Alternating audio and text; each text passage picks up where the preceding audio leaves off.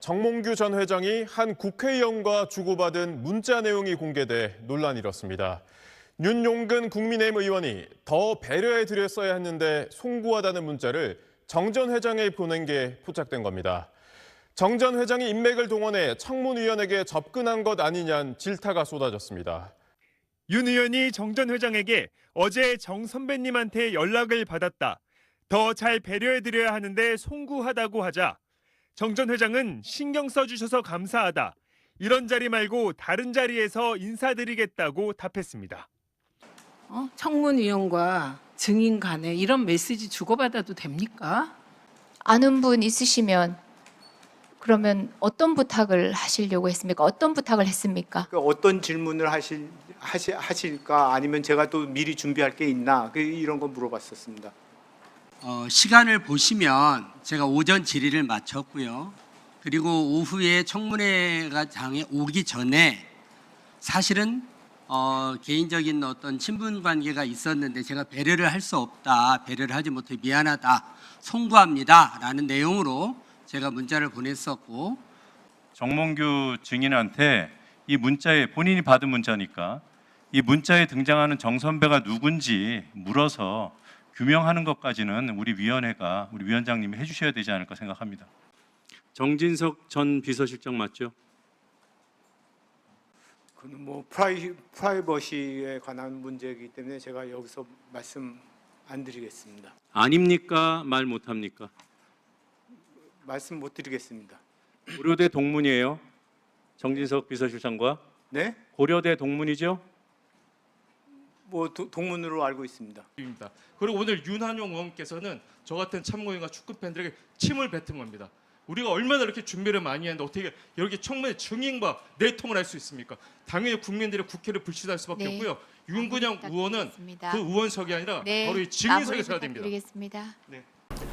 시청자 여러분 안녕하십니까? 유튜브 채널 JTB 뉴스가 선보이는 여의도 정치. 오늘은 최강욱 전 의원님과 함께하겠습니다. 의원님 안녕하세요. 예, 안녕하세요. 예, 우리가 그 정치, 경제, 사회를 말할 때 첫 번째로 하는 게 정치, 경제인데 요즘 대한민국에서 정치하면 조정식, 경제하면 김용범 이 두 사람이 화제가 아닐까 싶습니다. 너무 그러니까 큰 파장을 일으키는 발언들을 하셔가지고 너무 큰 파장해가지고 먼저 그 김용범 정책실장에 대해 알아보도록 하겠습니다. 7월 29일 현재 사상 첫 연 이틀 서킷 브레이커가 발동됐다는 겁니다. 네. 그러니까 우리가 알기로 사이드카는 말 그대로 옐로 카드고 그 다음에 서킷 브레이커는 레드 카드 아닙니까? 그런데 어떻게 이틀 연속 서킷 브레이커가 발동될 수 있느냐라고 했는데 이 와중에 김용범 정책실장이 그 브라질에서 기자 간담회를 했는데 이렇게 이야기를 했다고 합니다. 지금 그 최근 2-3개월 동안 벌어지고 있는 이런 증권 관련의 현상은 우리만 일어난 게 아니다. 모든 게 그리고 레버리지 ETF 때문은 아니다. 결국 자본시장의 구조적인 특성이 변동성을 키운 측면이 있다라고 했다는 겁니다. 그래서 기사를 보면 그동안 그 레버리지의 고위험 상품을 주도해 놓고 손실이 커지자 레버리지 문제만이 아니라 시장 구조 탓으로 돌렸다라고 해서 비판을 많이 받고 있습니다. 어떻게 보십니까? 지금 하여튼 논란 투자자들이나 국민들 가슴을 좀 진정할 수 있는 희망적인 얘기를 해줬으면 좋았을 텐데 예. 그리고 그거를 정부가 정책적으로 어떻게 대응할 것인지 이런 얘기를 하는 걸로 그냥 마무리했으면 좋았을 텐데 그 정부를 너무 원망할까봐 좀 걱정되기도 했을 것 같아요. 그러니까 이제 원칙적인 얘기라고 생각하면서 본인은 그런 얘기를 하셨겠지만 사람들 마음에 좀 위안이 되는 말이 아니니까 화가 많이들 나셨더라고. 뭐 그럴 수밖에 없지 않겠습니까? 그러니까 최근에 막 주식시장이 막 계속 빨간불만 켜지니까 그러니까 지금 많은 분들이 놀라셨을 텐데 사실은 주식은 막 순식간에 눈앞에서 돈이 녹아버리는 거니까 그 충격이 클 거 아니에요. 투자하시는 분들은. 그러니까 레버리지가 이렇게 말 그대로 2배인데 올라갈 때 10% 올랐다가 떨어질 때는 올라간 데에서 10% 떨어지니까 떨어지면 손실을 볼 수밖에 없는 구조잖아요. 그러니까 떨어지는 것도 2배 떨어지는 거니까. 그렇죠. 이게 올라가는 게 이제 그걸 따라잡는 게 또 이렇게 쉽지가 않은 거죠. 그러니까 뭐 녹아내린다 뭐 그 이야기를 하더라고요. 실제로 녹았다는 표현을 하더라고요. 예. 주권 시장에 계시는 분들은. 근데 의원님은 돈이 녹진 않았죠. 우리는 뭐 녹을 만한 돈이 애초에 없어가지고. 녹을 만한 돈을 먼저 좀 벌기로 하겠습니다. 아니 그 와중에 주식시장이 막 화랑새인데도 불구하고 주식 안 하셨죠 최근에? 네, 그러니까 네. 저는 이제 좀 들어가 볼 때가 되지 않았나 지금 들어가 본다. 아, 현금 많으십니까? 그래서 마련해야지. 빌려주세요. 빌려주세요. 대출을 받아서 하겠다. 반도체는 여전히 괜찮을 거라고 하니까. 아니 근데 네. 그냥 생각해봐도 이렇게 실적이 나오고 장기 계약을 엄청난 규모로 해놨잖아 지금. 그렇죠. 예. 그러니까 뭐 거기는 망하진 않을 것 같으니까. 근데 일반 시민들의 입장에서는 그 장기가 밝음에도 불구하고 이 ETF 레버리지 때문에 계속 변동폭이 크니까 덩달아 우리가 손해본 거 아니냐 뭐 그런 그러니까 이제 마인드를 가지고 있잖아요. 한참 잘 나갈 때 이게 반도체는 그 커다란 희망이었고 예. 꺾이지 않을 거라고 생각하는 마음들이 있으니까 어차피 올라갈 건데 2배 올라가는 걸로 예. 하자라는 간단한 생각이었을 것 같아요. 예. 근데 그 결과가 지금 시장이 막 이렇게 급변동을 하니까 사실 사이드칸에 또 서킷 브레이커네 이런 말이 보통 사람들한테 이렇게 회자되는 얘기는 아니잖아요. 처음인 것 같아요. 이렇게 왜 그렇게 부르는지 아는 분들도 잘 없을걸? 사이드카는 왜 사이드카라 그러고 예. 서킷 브레이커는 왜 서킷 브레이커 아세요? 네. 사이드카는 그러니까 예전에 이렇게 왜 이 칸보이라 그러죠. 호송할 적에 오토바이 옆에 붙어가지고 이렇게 가는 게 사이드카잖아요. 예. 그렇게 해서 이제 안전한 쪽으로 안내한다. 그런 게 사이드카고 서킷 브레이커는 그 말 그대로 누전 차단기거든. 그러니까 일단 끊어놓는다 이런 건데 그런 용어가 그냥 일상에서 그다음에 수시로 막 이게 발동됐다고 하니까 그게 사실은 네. 한번 나오면 되게 이례적인 일이라서 그때마다 네. 뉴스가 되는 일인데 너무 흔해지니까 많은 분들이 이제 그것 때문에 울고 웃고 하시는 일들이 많이 있는 것 같은데 이제 이런 우리가 주식 시장에 투자하면서 많은 국민들이 거기 기대를 걸고 하는 역사가 좀 길지 않으니까 예. 한 번은 겪어야 될 일이었던 것 같고 좀 장기적으로 안정되기를 바랍니다. 실제로 그 대통령이 그 미국과 브라질 순방 전에 예. 국무회의를 열어서 국민들의 이런 고충을 언급을 했습니다. 걱정을 국무회의 때. 하셨죠. 예. 네.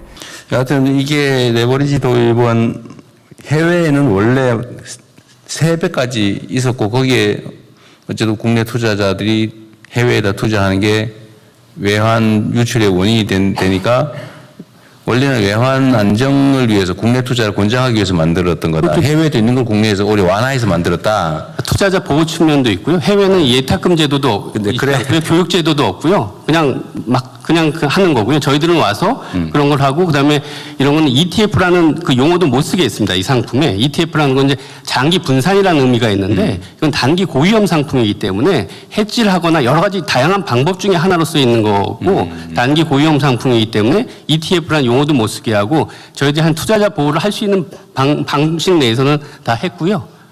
하여튼 그 당국으로서는 나름의 노력을 했다고는 하지만 시장에서는 필요 이상으로 시장 불안정을 키웠다라고 하는 비판이 있고 그건 환율 안정이라고 하는 측면의 정책 효과를 노렸다고는 하지만 뭐 국민들이야 그런 것까지 고려해야 될 건 아니고 하여튼 시장 주식시장의 참여자들 입장에서는 이거 정책상의 비효율 또는 문제가 훨씬 더 크다라고 보니까 그 어쨌든 보완책은 신속하게 또 충실하게 만들어야 됩니다. 지난주에 시간이 너무 오래 걸리는 것 같기도 하고요. 이거 정말 레버리지 피해가 크다고 그러는데 어떻게 되는 거냐 그랬더니 2억 원 금융위원장이 나름 긍정적인 효과도 있다. 예. 그러니까 이제 외환시장이 해외로 빠져나가는 걸 막아주는 효과도 있다. 그러니까 대통령이 아니 그럼에도 불구하고 국민들이 지금 불만이 큰데 어떻게 좀 대책을 내놔봐라 하니까 정부가 지금 뭐 대책을 조만간 내놓는다고 그럽니다. 그래서 예. 그 내용을 보면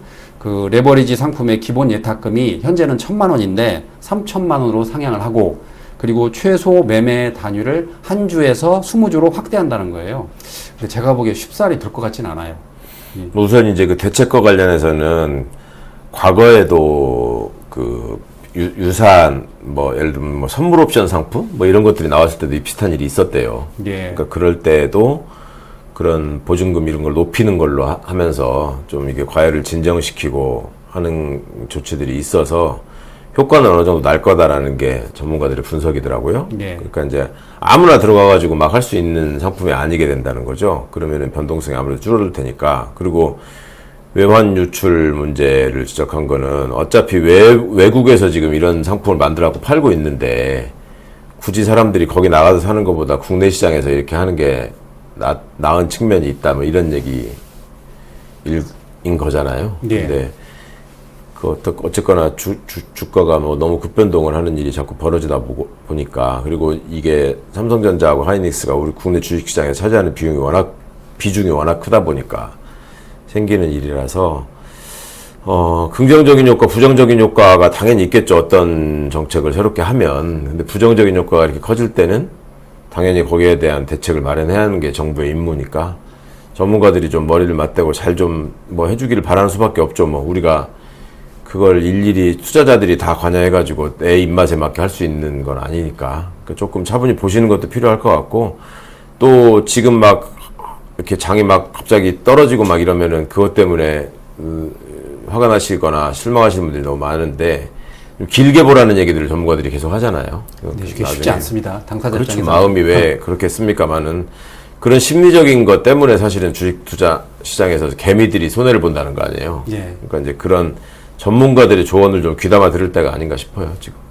뭐 지나간 말이지만 그런 이야기도 있어요. 왜 굳이 단일 종목을 해가지고 그러니까 처음부터 그 레버리지를 할 때 여러 종목을 담으면 예. 아무래도 변동성이 줄어드니까 좀 그러니까요. 나을 텐데 그런 얘기가 많이 단일 나왔죠. 종목을 해가지고 피해가 커졌다. 그게 너무 위험했다라는 예. 얘기를 뭐 금감원장부터 해가지고 그렇게 했으면 안 된다라는 얘기를 했는데, 뭐 어차피 지금 뒷북인 얘기인 거고, 예. 그때 그렇게 했던 사람들이 책임진다고 해서 갑자기 올라가는 게 아니니까 일단은 이제 요 대책이 훨씬 중요할 것 같고, 우리는 뭐 그런 상품이나 ETF나 레버리지나 이런 얘기들을 이렇게 익숙하지 않으니까 그거를 좀 잘 정책 당국자들이나 전문가들이 잘 해주기를 바랬었는데, 그게 아니니까 당시에는 그냥 너무 장밋빛 전망에 기대가지고, 다시 한번 말씀드리지만 기왕에 돈 벌 거 2배로 벌자 뭐 이런 생각이 너무 앞섰던 거 아닌가 싶어요. 네. 뭐든지 욕심이 있으면 좀 탈이 나잖아요, 항상.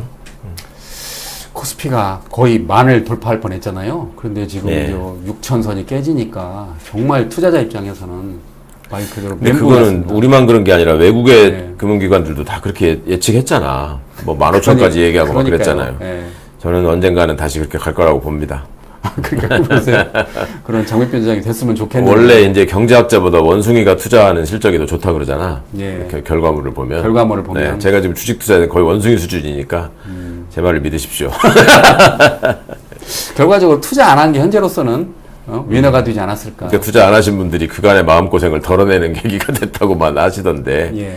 아니, 주변 사람들이 그것 때문에 이제 가슴앓이를 하고 있으니까 또 함께 또 공감해야죠. 예. 자, 이번에는 정치의 화제 인물 조정식 국회의장에 대해서 알아보도록 하겠습니다. 잘 아시는 것처럼 국회의장이 기자 간담회를 하는 와중에서 개헌과 관련된 기자 질문을 받더니 이렇게 이야기했습니다. 그러니까 이 권력구조 개편 관계에서 이 현직 대통령의 뭐 연임 개헌 문제 이런 등등은 그건 결국 주권자인 국민 여론과 국민의 선택의 문제라고 저는 생각을 해요. 현직 대통령의 연임 문제는 결국 국민 선택의 문제다.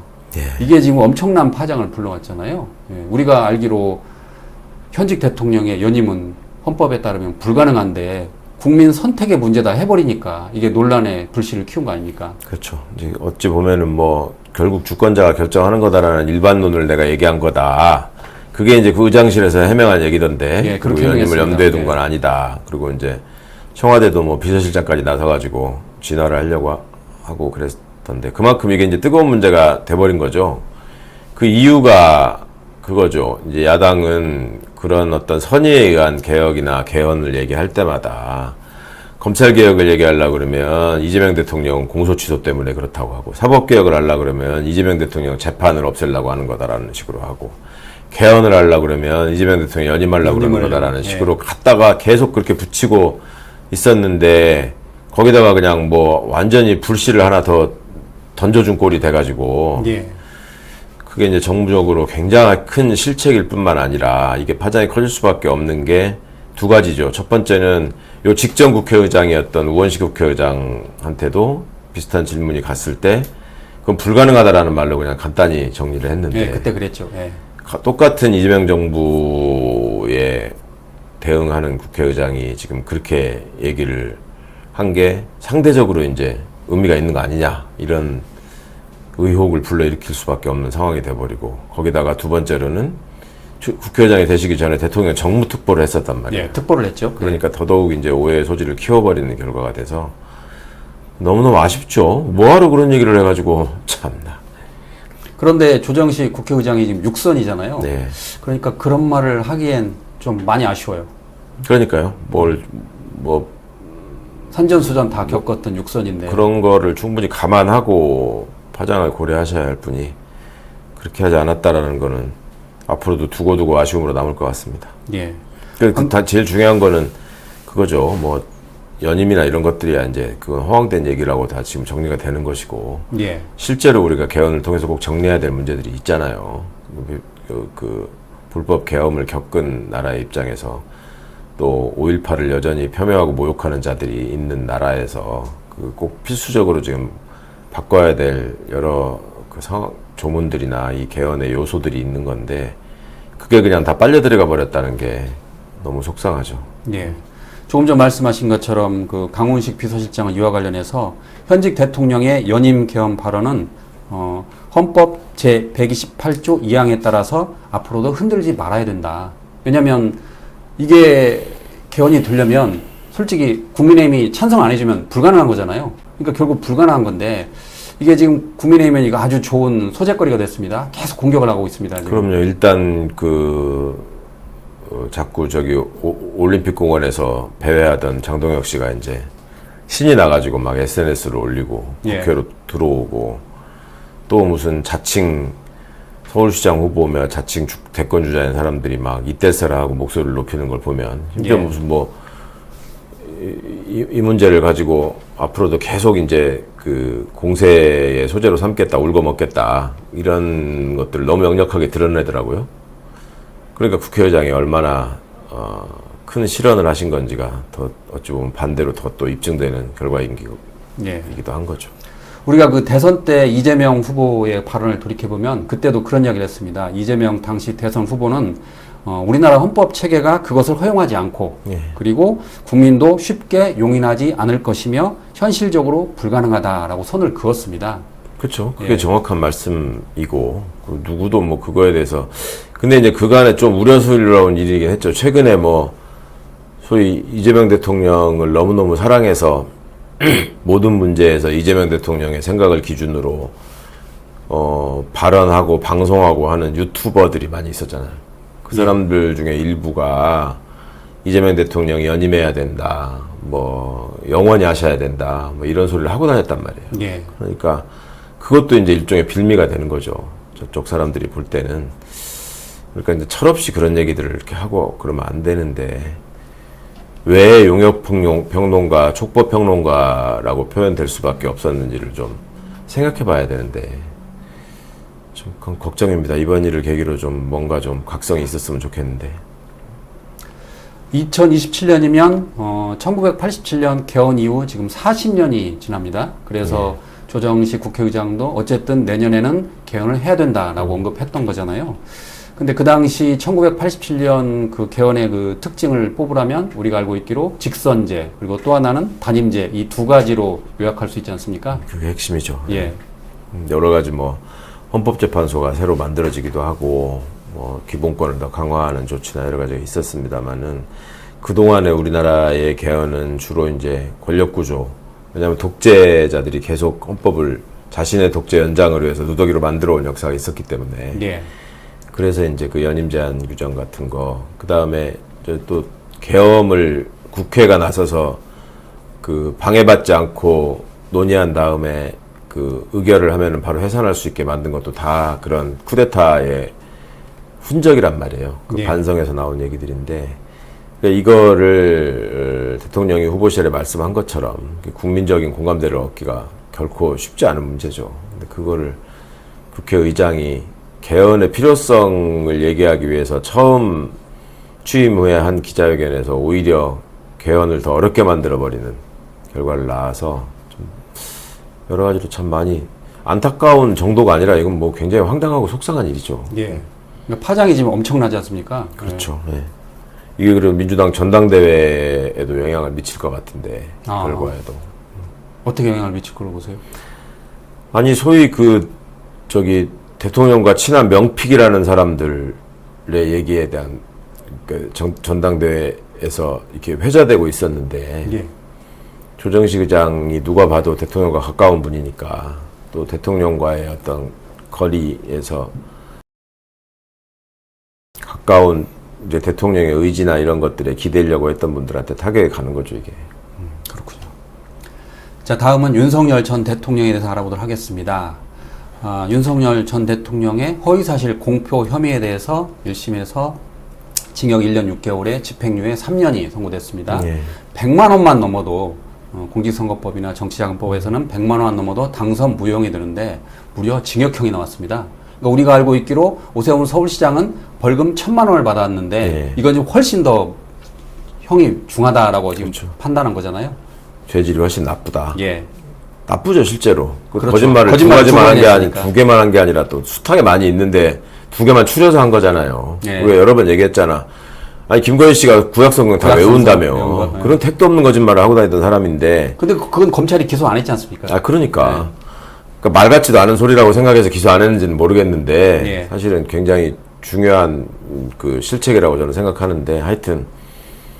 그 1,000만 원이 선고됐을 때도 저게 항소심 가면서 줄어들어가지고 뭐 다시 살아나는 길은 어렵다라고 예. 말씀을 드렸었는데 이거는 뭐 더더욱 그런 거죠. 그러니까 이런 상황이 온 데 대한 이제 국힘의 반성이 우선이 돼야 되는데 또 이제 걸치고 나왔잖아요. 이재명 대통령 선거법 사건도 남아있다. 뭐 거기는 400억 넘는다. 뭐 이런 예. 이따위 소리를 하던데 아, 참 이런 사람들이 좀 또 국민들 앞에 나서가지고 정권을 얻겠다고 나대는 일이 좀 없기를 바랬는데 여러 가지로 속상하고 걱정입니다.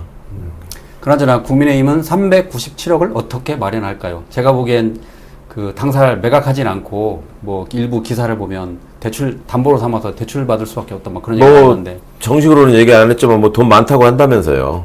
뭐 가진 자산이 뭐 1,600억이 됐네. 뭐 어쩌네 한다고 그러는 근데 당사. 그게 이제 동산과 부동산 합친 거라 그러니까요. 현금은 뭐 200억 미만이라고 같던데 당사 뭐 안 팔아도 된다. 담보 잡히고 대출 받아서 하면 된다. 뭐 이런 식의 얘기를 내부적으로 하는 모양이던데.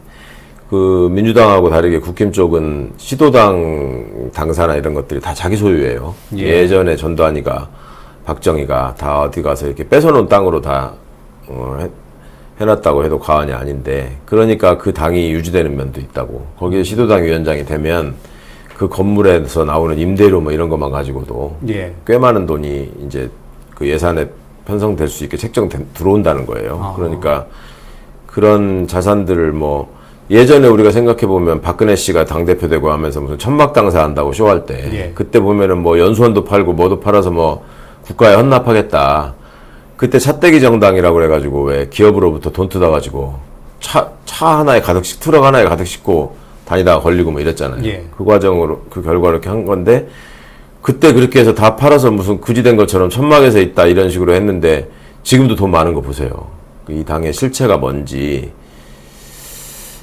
그리고 이런 정당이 언제까지 국민들 앞에 얼굴을 들고 이렇게 돌아다녀야 되는 것인지 참 슬프죠. 예. 재판부는 지난번 오세훈 서울시장에 이어서 이번에 윤석열 전 대통령에게도 아까 말씀드린 것처럼 죄질이 나쁘다라고 했습니다. 그러니까 우리가 알고 있기로 본인이 와이프인 김건희 씨와 건진법사를 만난 적이 없다고 그랬는데 만난 거잖아요. 네. 예, 그리고 용산 세무서장에게 변호사를 소개시키지 않았다고 그랬는데 실제로 했고. 네. 근데 그걸 본인이 스스로 말을 뒤집은 거잖아요. 예.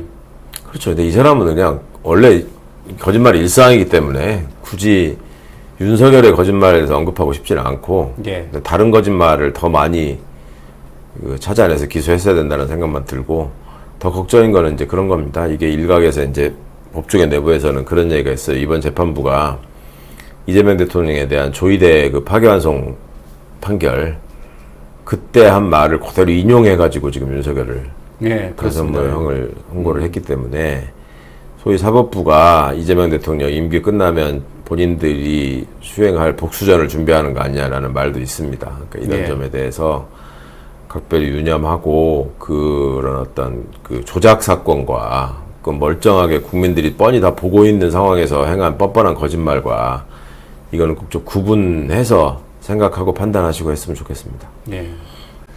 특검이 윤석열 전 대통령에 대해서 이종섭 전 국방부 장관의 그 호주 도피 혐의, 그 혐의에 대해서 징역 5년을 구형했습니다. 그런데 윤석열이 최후 진술에서 아주 그냥 큰 소리로 이렇게 특검에게 항의를 했는데 이렇게 언급을 했습니다.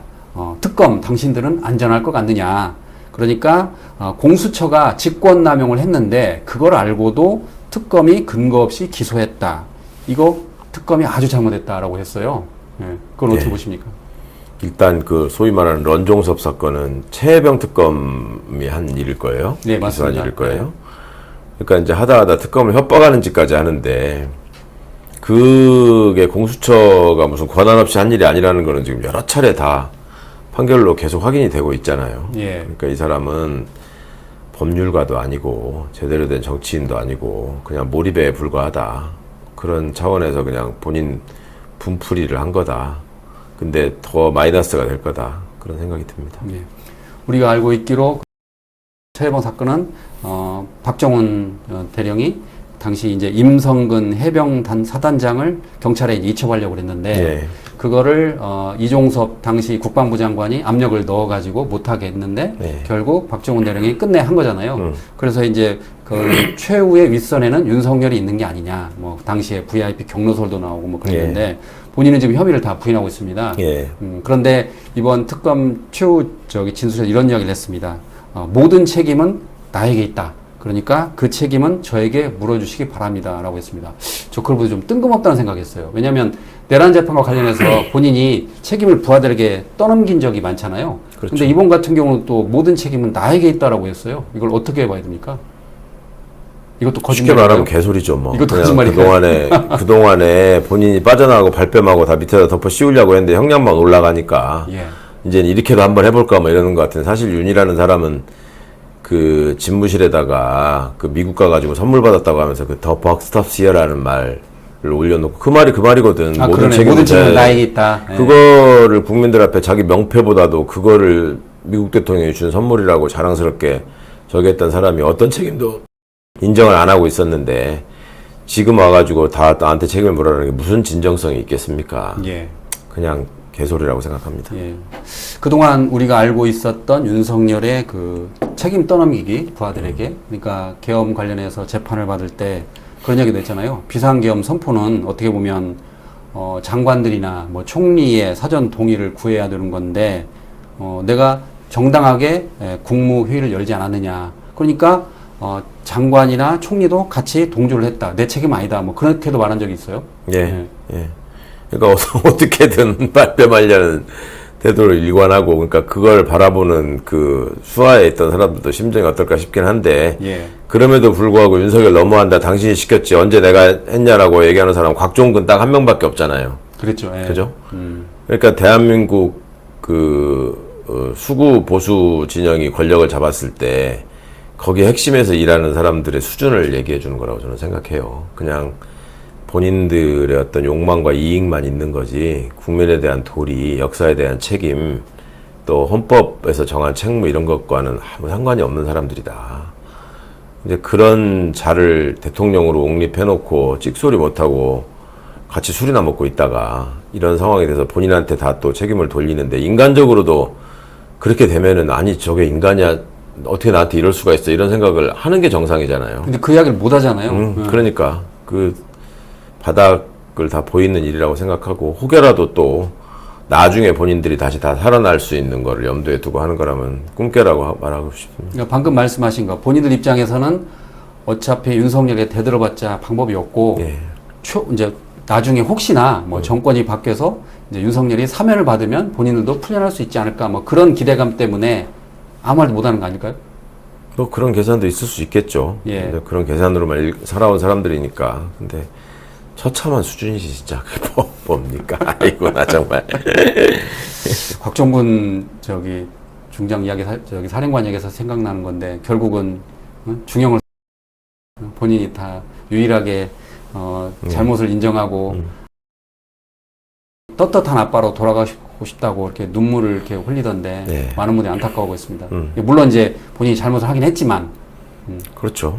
그러니까 이제 우리 사회가 그 온정적으로 대할 일이 있고 절대 용납하지 말아야 될 그 어떤 과제로 남겨야 될, 그러니까 그 사례로 남겨야 될 일이 있고 한데, 이런 내란 상황이나 또 약자에 대한 혐오 이런 것들에 대해서는 그냥 그렇게 온정을 베풀 일은 아니다라는 생각을 하시는 분들이 많이 있죠. 저는 이제 그 배재고등학교 또 스타벅스 사건 뭐 이런 것들은 절대 용서해서는 안 될 일이다 이런 말씀하시는 분들도 많이 있었는데, 일단은 그래도 뭐 하여튼 진심 어린 반성을 하는 사람이 한 명이라도 있었다라는 정도는 우리가 인정해줘야 되지 않나 싶습니다. 예. 다음으로는 그 김현태 전 특전사 707 특임 단장에 대해서 알아보도록 하겠습니다. 우리가 알고 있는 김현태 단장은 계엄 후 닷새 뒤에 나와가지고 그 눈물의 기자회견 있지 않습니까? 예. 결국 그게 이제 악어의 눈물이라고 그랬는데, 당시에는 상부의 지시를 폭로하고 부하들의 책임을 묻지 말라라고 했는데, 정작 윤석열 탄핵 심판에 가서는 비상계엄은 정당했다라고 하면서 입장을 완전히 바꿨습니다. 그런데 결국 특검이 18년 징역 중형을 때렸습니다. 어떻게 보십니까? 당연한 결과 아니겠습니까? 네. 뭐 그런 뭐 기존의 재판을 뒤집을 수도 없는 문제가 너무 명백한 사실을. 그런데 본인이 그 보궐선거 나왔잖아요. 그래서 물론 이제 낙선을 하긴 했지만, 그리고 그 당시에 저희가 알고 있기로 전한길 씨가 김현태 단장을 많이 이렇게 뒤에서 서포트 해준다고 그랬잖아요. 어떻게 될까요, 그거는? 아니, 그러니까 이제 아까 이제 특검이 선고했다고 말씀하셨나? 구형. 그러니까 18년 구형. 혹시나 저기 했을까봐 말씀드리는데, 이제 그보다 더한 중형이 나와야 마땅한 사람이죠. 구형량이 뭐 적당하다라고 생각하는 사람은 없을 것이고, 그 뒤에 행보나 이런 것들이 사실은 이 사람의 어떤 책임과 반성의 태도를 보여주는 일인데, 전혀 그렇게 하지 않았다라는 점에 대해서 중형과 법정 구속이 반드시 따를 거라고 저는 믿고 있고요. 그리고 이런 자가 그 구속도 되지 않고 심지어 국회로 다시 가가지고 거기서 무슨 유튜브 방송을 찍고 막 이랬단 말이에요. 그러니까 이런 황당한 현실에 대해서 이제 다시는 이런 일이 반복되지 않도록 해야 될 어떤 숙제가 우리한테 있다. 그러니까 군검찰이 처음에 김현태 수사한다고 하면서 영장 청구도 안 하고 그냥 방치해놨던 거거든. 그러니까 이런 개혁을 통해서 하나하나를 바로잡아 간다라고 하는 것이 얼마나 이게 시간도 걸리고 쉽지 않은 일인가. 그럼에도 불구하고 우리가 왜 이거를 포기해서도 안 되고 왜 꼼꼼히 따져봐야 되는가 하는 것들을 이런 김현태가 보이는 한심한 태도를 통해서, 뭐 그것뿐만 아니라 구형 받은 이후에도 지금 돌아다니면서 또 방송하면서 이상한 소리 하고 다니고 한다고 그러는데, 우리 공동체가 국가가 건강하게 발전하기 위해서 이런 부분에 대한 철저한 응징이 있어야 될 거라고 생각합니다. 특검이 또 이런 이야기를 했습니다. 김현태 단장은 일말의 자성도 없이 사법기관과 동료를 비난하며 민주주의를 조롱했다. 그래서 가장 엄중한 형을 선고해달라라고 했습니다. 예. 가장 엄중한 형을 구형하면서 그랬으면 더 좋았을 거라는 생각이 들고. 그러겠네요. 18년이 좀 낫다고 봐야죠? 징역 18년이? 네, 그렇죠. 징역 18년. 다른 사람들하고 뭐 이런저런 거 따져보면서 김현태는 대령밖에 안 되니까. 뭐 그게 적당하다 이렇게 특검은 생각했을지 모르겠는데, 국민 감정으로 볼 때는 김현태가 얼마나 국민들한테 황당하게 만드는 거짓말을 했고, 그 눈물 연기부터 시작해가지고 그 뒤로 보이는 행태가 얼마나 기가 막혔습니까? 그러니까 이제 보수단체 집회 가가지고 막 또 그러게 정부를 말입니다. 비판하고 막 그랬잖아요. 겨울에도 뭐 그러고. 그러니까 뭐 한두 가지여야지. 끔찍한 일이죠. 자, 이번에는 과방위에 대해서 알아보도록 하겠습니다. 그 국민의힘 이진숙 의원이 과방위에 보임이 돼가지고 과방위 소속을 일하게 됐나 봐요. 그러니까 민주당 의원들이 국민의힘에 이진숙의 과방위 보임을 즉각 철회하라라고 기자회견을 열었습니다. 내용은 어떻게 고발인과 피고발인이 같은 상임위에서 일할 수 있느냐, 이건 말이 되지 않는다라고 지금 반발하고 있습니다.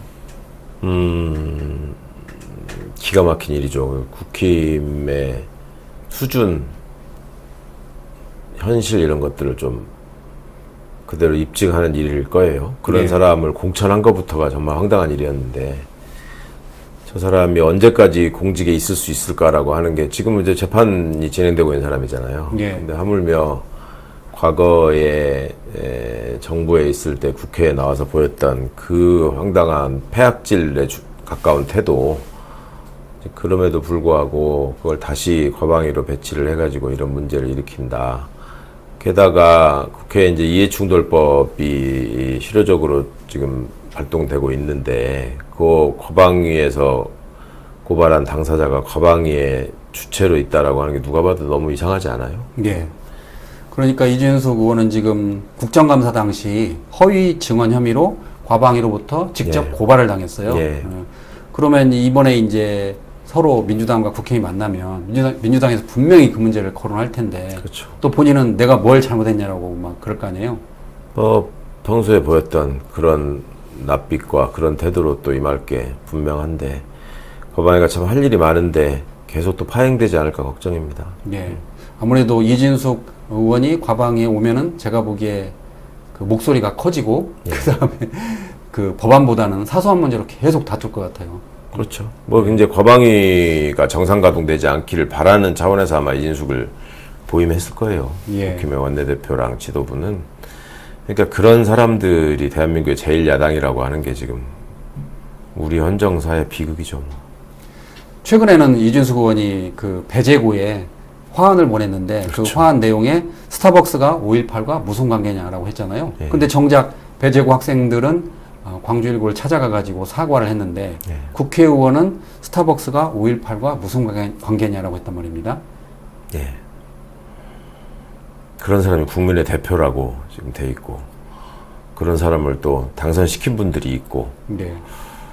민주주의라는 게 아무리 다른 생각을 허용하면서 건강한 토론을 통해서 합일점을 찾아가는 제도라고 하지만 이런 경우까지 용납을 해야 되는가 하는 것은 우리 시민사회가 진짜 심각하게 고민을 해야 될 일이라고 생각하고요. 대구 달성 지역의 주민 여러분, 이진숙은 안 된다라고 생각하시는 분들 엄청나게 많았던 걸로 알고 있는데 결과적으로 이렇게 된 데 대해서 좀 함께 슬퍼합니다. 네. 다음에는 꼭 이런 선택이 없으셨으면 좋겠습니다. 이번에는 검찰 보안 수사권에 대해 알아보도록 하겠습니다. 형사소송법 일부 개정 법률안 대안을 의결하도록 하겠습니다. 투표해 주시기 바랍니다. 투표를 다 하셨습니까? 그러면 투표를 마치겠습니다.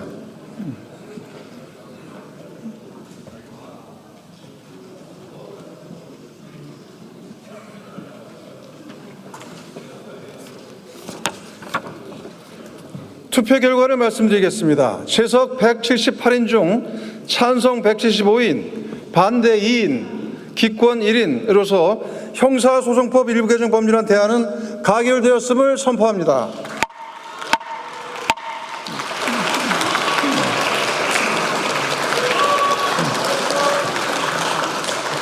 법사위 소위를 통과한 내용을 보면 보안수사권 폐지입니다. 그런데 보안수사권을 폐지하는 대신 검사가 사법경찰관에게 보안수사를 요구할 수 있다. 그러니까 결국 보안수사 요구권은 살아나고 그리고 또 경찰은 검사의 보안수사 요구에 따라 반드시 1개월 이내에 보안수사를 해야 된다라는 조항이 있습니다. 그리고 또 피해자 보호 확대를 위해서 경찰의 불송치 결정에 대해서 고소인, 고발인 그리고 피해자 모두 이의 신청을 할 수 있도록 이렇게 권한을 부여했습니다. 특정한 범죄에 한해서 그렇죠. 네, 특정한 범죄 한해서 그렇게 하기로 했죠. 그러니까 마지막까지 어떤 집요한 반발이나 로비가 이어지니까 일종의 타협책으로 만들어진 건데 그게 뭐 대세를 그르칠 수준은 아니라고 생각하고요. 이런 거를 빌미로 해가지고 검찰의 그 수사 인력을 그대로 유지하겠다라는 그런 어떤 욕심으로 이어지지 않았으면 좋겠습니다. 그건 반드시 도려내야 되고 그 조직 구성원들에 대해서 단호한 인사 조치가 필요하다. 정부 조직이 개편되는데 지금 어떻게든 핑계를 대면서 거기다가 인원을 남겨가지고 다시 옛날로 돌아가겠다라는 생각 때문에 벌어지는 일이라고 밖에 판단이 안 되거든요. 그러니까 그거에 대한 정부 차원의 각별한 어떤 경각심을 가진 대책이 필요하다고 생각합니다. 그런데 처음에는 보안수사권 폐지를 하면서 보안수사 요구권을 달라고 했는데 그때 보안수사 요구권도 안 된다고 그랬잖아요. 근데 결국 보안수사를 유지해야 된다라는 그 의견이 나오니까 결국은 보안수사 요구권은 받아들이게 된 거예요. 그러니까 보안수사 요구 정도는 뭐 할 수 있어야 되지 않느냐라는 선까지는 그러니까 어찌 보면 양보를 한 거죠. 보안수사 요구권은 직접 수사를 할 수 있는 권한이 아니니까. 근데 그럼에도 불구하고 계속 수사를 해야 되겠다고 우기면서 보안이라는 말을 갖다 붙이면서 수사기소 분리의 근본적인 원칙을 훼손하려고 그랬잖아요. 예. 그나마 그게 어떤 일종의 그 시민들의 여론과 저항으로 막아진 거에 대해서는 다행이라고 생각하고, 근데 앞으로 이제 그 하위 법령을 만들 때도 계속 그거를 어떻게든 거기다가 틈을 만들어가지고 그거 하려는 시도를 할 거거든요. 그런 점에 대해서도 우리가 각별하게 관심을 갖고 지켜봐야 된다. 어느 틈으로 파고들지 모른다. 정말 독가스 같은 일들을 벌이는 거를 우리가 윤석열 정부 때 유감없이 봐왔잖아요. 예. 조금의 틈이라도 보이면 어떻게든 그걸 이용하는 그 법비들의 모습. 그러니까 그게 다시는 속지 않으셨으면 좋겠습니다. 이번에 이런 내용도 있습니다. 모든 수사 과정의 자료를 전자화하고 형사사법정보 시스템 킥스를 말하죠. 이 킥스에 기록하도록 하는 내용도 법안에 담겼다는 겁니다. 예. 그게 이제 사건 암장이나 이런 거 관련해서 불가능하게 만드는 제도일 뿐만 아니라 그 공소기관과 수사기관의 협력을 위한 주춧돌을 놓는 일이라서 그것도 이제 의미 있는 일이고, 문제는 이제 실무에서 그게 정착되도록 지휘감독자들이 어떻게 올바른 업무 관행을 만드느냐의 문제거든요. 그러니까 그런 것들은 향후에도 계속 관심을 가지고 이거 주시하면서 그게 잘 정착되도록 해야 될 일이고, 또 이 사람들한테 앞으로 남을 일은 이제 이 법이 다 통과되고 시행되고 조직 분리도 되고 나면 어떻게든 일이 안 돌아가게 하려고 이제 또 준동을 할 거거든요. 예. 이제 그런 점에 대해서도 단호하고 분명한 판단과 조치가 있어야 됩니다. 꼭. 구자현 검찰총장 직무대행의 예에 대해서 보안수사권 폐지에 깊은 우려를 표한다. 피해 국민들이 부담이 된다라고 했습니다. 예. 당연히 예상했던 발언이죠. 그렇죠. 예. 그리고 이제 예상했던 대로 이치에 닿지 않는 건방진 발언이라고 생각합니다. 어디 예. 외청장 직무대리가 지금 국민 여러분들이 그만큼 오랜 진통의 시간을 통해서 결정한 바에 대해서 이렇게 토를 달고 나온다는 것 자체가 얼마나 오만불손한 태도인지, 그 다음에 언제부터 그렇게 소수자와 피해자의 목소리로 귀를 기울였길래 예. 지금 와서 이런 태도를 보이는 것인지, 본인들의 과거에 대한 철저한 반성이 없이 계속 우리 기득권을 놓지 않겠다라는 걸로만 일관하는 것 같아서, 하여튼 저 집단의 수준이나 기본적인 마인드를 그냥 대변하는 것 같고, 본인도 그래도 구자현 검사는 멀쩡한 정신이 박혀있는 편이다라는 소리를 들었기 때문에 이재명 정부에서 지금 직무대행을 하고 있는 건데, 예. 그런 사람조차도 그 검찰 카르텔이라는 깊은 늪이 얼마나 깊이가 깊은 것인지 이런 것들을 결국 입증하고 있다. 그런 생각이 듭니다. 그래서 일부에서는 구자현도 사퇴하는 거 아니냐 그런 말도 나와요. 그러니까 그렇죠. 정성호 법무부 장관이 예. 새술은 새 부대에 하면서 사실상 사의를 표명했는데 그러니까 청와대는 뭐 그러지 않는다고. 항의성 동반 사퇴를 하는 거 아니냐 뭐 이런 예. 말이 나왔었는데, 뭐 그러지는 못할 겁니다. 또 다른 욕심이 있을 거니까. 있으면서 최대한 또 하위 법령에서 불탕질을 쳐야 되니까. 그 욕심이라 하면 공소청장을 희망하는 건가요? 뭐 그런 것도 초대 이제 공소청장? 그걸 검찰총장이라고 이름이 남아 있잖아요. 예. 그걸 달고 나가겠다는 욕심을 버리기가 쉽지 않을 거예요. 아, 예. 그나저나 정성호 법무부 장관은 그 10월 공소청 중수청 출범 때까지는 남아있을 확률이 높다고 봐야 됩니까? 청와대에서는 계속 남기를 바라는 것 같던데.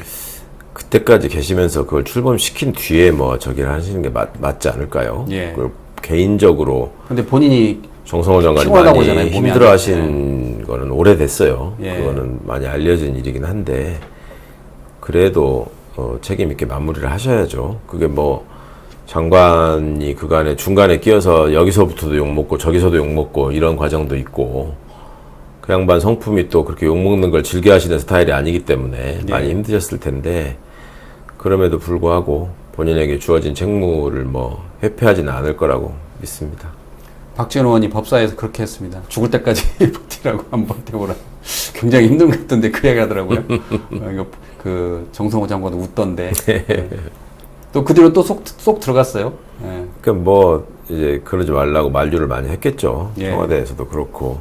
아니 후임자가 있어야지 떠나는 거지. 그러니까요. 그냥 떠나면 지금 뭐 법무부 차관하고 검찰총장 직무대행하고 민정수석하고 다 지금 검사 출신들이나 예. 검사인데 나중에 하위법령 작업이 어떻게 되라는 겁니까? 그런 것들도 좀 생각해 주셨으면 좋겠어요. 법무부 차관은 지난번 법사위에도 나온 이야기인데 법안 소위 때 그런 이야기했다는 거예요. 정권 송치까지 부활하자고 했다는 거예요. 그래서 박은정 의원이 막 엄청나게 비판하던데. 예. 차관으로 처음에 있을 때부터 계속 곁나가는 얘기로 지금 일관하고 있죠. 그런 차관이 있다는 것도 처음 보시는 일일 거고, 어디 정부가 총리가 나서가지고 다 정부 입장을 정리해서 발표하고, 예. 국회에서 다 저기 여당이 당론으로 해가지고 지금 추진하고 있는 법안인데다가 국민 여론도 압도적인데 거기 나와서 그런 소리를 하고도 고치 표명도 안 하잖아요. 제가 예. 직을 걸고 사실은 이거는 이렇게 하면 안 되기 때문에 이제 사퇴하겠습니다는 말도 절대 안 하잖아. 그러니까 이제 그게 근본적인 검사라는 그 일종의 종특이라고 해야 될까? 예. 그거를 또 한 번 입증하는 사례라고 생각합니다. 예. 마지막으로 국민의힘 좀 알아보도록 하겠습니다. 지금 국민의힘 윤리위가 열릴 것 같은데 권영진, 진종호, 조경태 3명을 윤리에 회부한 겁니다. 네. 권영진 의원은 멱살을 잡았고 네. 상임위 배분에도 불만을 터뜨리고, 그다음에 진종호 의원은 무소속 한동훈 후보를 지원했고, 그리고 조경태 의원은 그 국회 부회장 선거 때 박덕흠 후보 낙선 운동을 펼쳤다, 뭐 그렇게 되잖아요. 공교롭게 돼서 3명 다 장동혁 대표와 친하지 않습니다.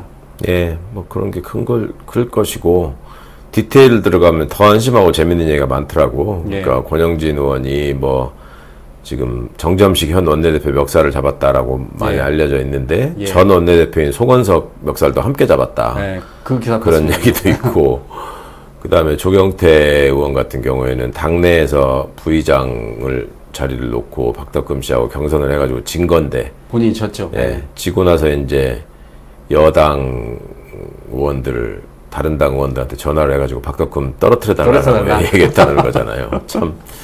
국회 입장에서는 좀 황당하네요. 저 자리를 향한 집착과 욕망. 예. 대단한 사람들입니다. 그러니까 조경태 의원은 본인이 탈락한 후에 예. 국힘은 안 될 것 같으니까 민주당에 전화를 해가지고 안 될 것 같은 게 아니라 거기 떨어졌잖아. 국힘 후보로. 그러니까 제 말은 국힘은 설득이 안 될 것 같으니까 민주당에 전화를 해서 박덕흠 좀 떨어뜨려달라. 네. 민주당에 의석이 많으니까 사실 민주당 의원들이 그 찬성표를 던지지 않으면 예. 떨어지는 거거든요, 실제로. 예. 그러니까 그것까지 최선을 다해서 움직였다라는 그 두 사람의 모습이. 관계는 완전히 그냥. 그러니까 저기 모여있을 뿐이지. 저 사람들이. 아이고, 그냥 이익 집단이에요.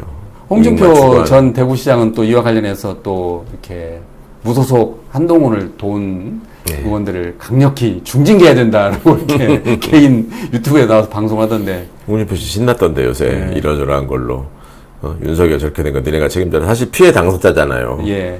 뭐 신천지 얘기나 뭐 이런저런 거에 거짓말과 다 포함해서 자기가 경선에서 그 당원한테서는 이기고 여론조사에서 졌던가 뭐 이래가지고 엎어진 거 아니에요. 예. 그러니까 홍준표 씨 입장에서는 얼마나 억울하겠어요. 네. 너네 내가 뭐라 그랬어 막 이렇게 하면서 또 검찰 문 닫게 한 거에 대해서 또 한동훈도 맹비난하고 그러던데. 그러니까 홍준표 전 대구시장이 보면은 유튜브에 윤석열과 한동훈이 문제다라고 하면서 아주 세게 비판하더라고요. 말은 맞는 말이죠. 말씀은 맞는 말인데 뭐 그런 당이고 그런 사람들인지 몰랐습니까? 예. 홍준표 씨가 직접 그렇게 얘기를 하니까 더 재밌는 일이죠. 그런데 그 반응이 좋아요. 보면 민주당 측에서도 요즘은 홍준표 전 시장을 응원하더라고 보면 제가 댓글을 보면 맞는 말이다. 뭐 그러니까 결과적으로 뭐 인제 와서 왜 맞는 그런 소리 하냐라는 말도 있을 수 있겠는데 뭐 그런 소리를 하는 사람이 국힘 쪽에 워낙 없다 보니까 그런 분들이 또 관심을 얻게 되는 상황이 아닌가 싶습니다. 예.